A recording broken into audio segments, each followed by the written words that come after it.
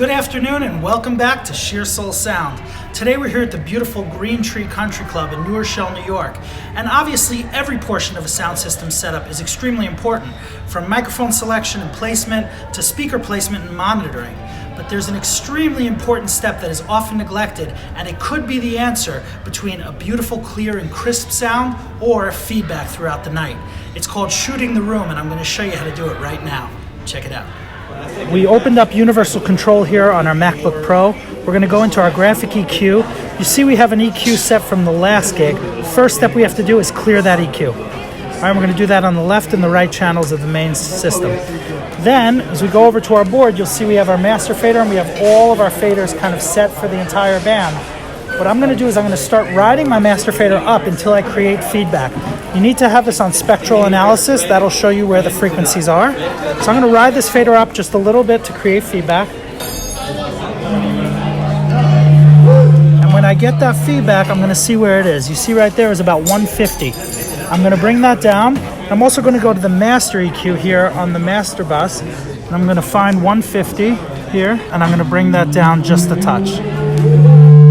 See, when I brought that up, that really fed back. When we raise the master fader here, we get to about, this feedback right here is at about 620, 630.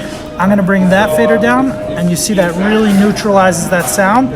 I'm going to do the same thing on our master bus. If you come back over to our master EQ, find 640, and I'm going to bring that down. All right, you see how that immediately neutralized the sound? It's exactly what we want. Doing this now before the gig starts, as the musicians are setting up, is going to save us so much trouble later on. And we're going to try and make like a little sine curve here just to make it smooth.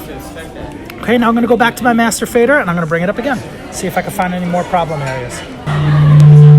Okay, that's the same one here, 150. I'm going to bring it down even a little bit more. You don't want to do too much, but you do want to neutralize these sounds, because if this happens during the gig, it's going to be a much bigger problem.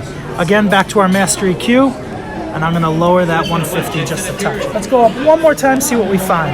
Make sure you're doing this on the left and right channels evenly. Excellent. I'm going to bring this master fader up. See, now the master fader goes much higher without feedback, which is a really good sign for us. Okay?